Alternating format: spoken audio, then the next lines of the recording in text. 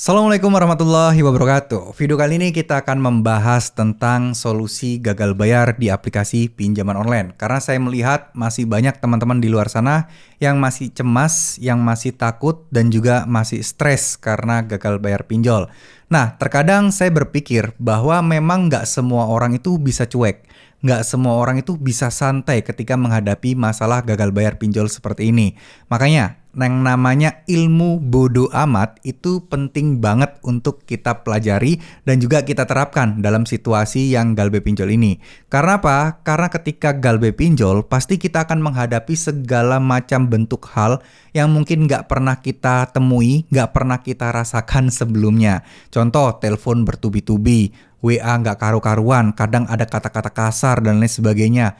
Terus ada ancaman-ancaman pidana, polisi, dan lain sebagainya. Itu adalah sesuatu pengalaman-pengalaman baru yang mana akan sangat sulit sekali bagi teman-teman yang baru galbay atau mungkin ya pertama kalinya galbay akan merasa ini sangat menjadi sesuatu yang sangat-sangat berat. Berat, hidupnya tertekan, dan lain sebagainya. Nah, apa yang bisa menolong kita untuk semua itu? Yang paling gampang dan yang paling simpel adalah merasa dan berusaha untuk bersikap bodo amat. Mau ada ini, mau diancam ini, mau diancam itu adalah sesuatu yang mungkin akan menyelamatkan kalian. Terkesan nggak bertanggung jawab, terkesan cuek. Tapi ya memang itu harus teman-teman lakukan. Karena mengingat banyaknya DC-DC yang menagih ke kalian dengan pengalaman mereka menagih, tentu saja ini akan lebih mudah untuk lebih menjerumuskan kita, lebih ke menekan kita, lebih mengintimidasi kita. Itu dari pengalaman mereka, itu mereka akan pinter banget untuk melakukannya.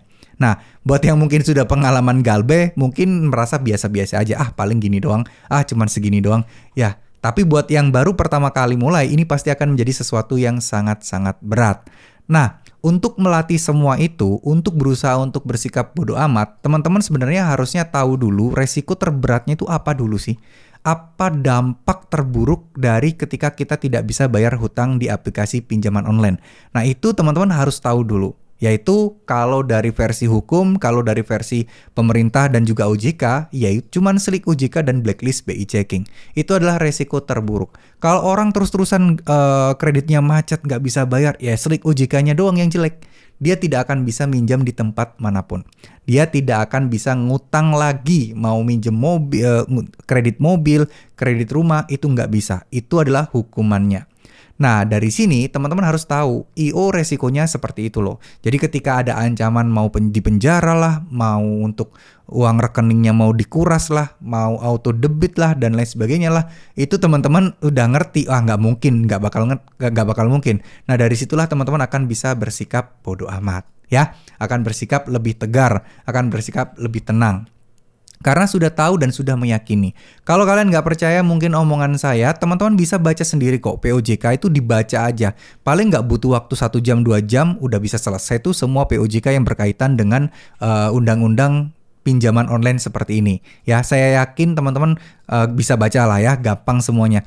Nah, dari situ teman-teman setidaknya punya bekal dan juga wawasan untuk mengontrol nih informasi-informasi yang masuk dan mengecoh kalian. Oh, ini nggak benar, oh ini cuma penipuan, oh ini cuma gertakan, dan lain sebagainya. Itu akan membuat kalian bisa bersikap bodo amat ke depannya.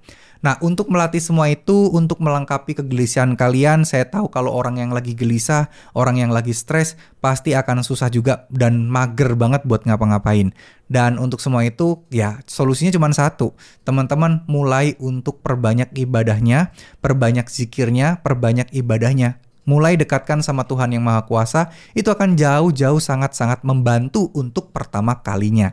Ya, jadi agak mau berusaha untuk nge-switch lah dari perasaan yang gelisah-gelisah, coba sekarang alihkan ke ibadah, meminta pertolongan sama Allah Subhanahu wa taala, lebih ke lebih ke kayak merenungi aja, lebih ke minta pertolongan dan lebih khusyuk aja ibadahnya.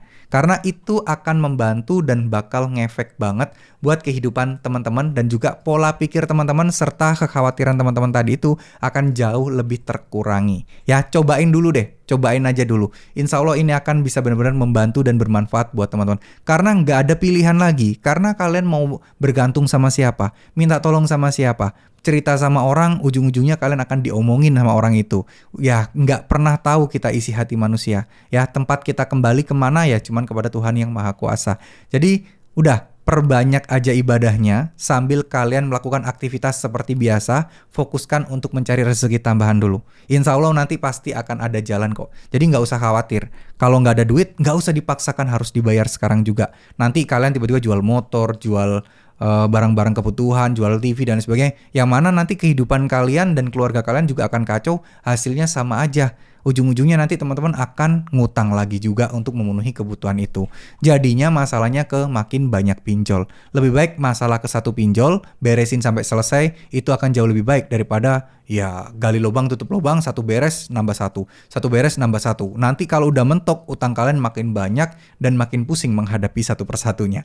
Oke, terima kasih, mohon maaf jika ada salah-salah kata. Wassalamualaikum warahmatullahi wabarakatuh.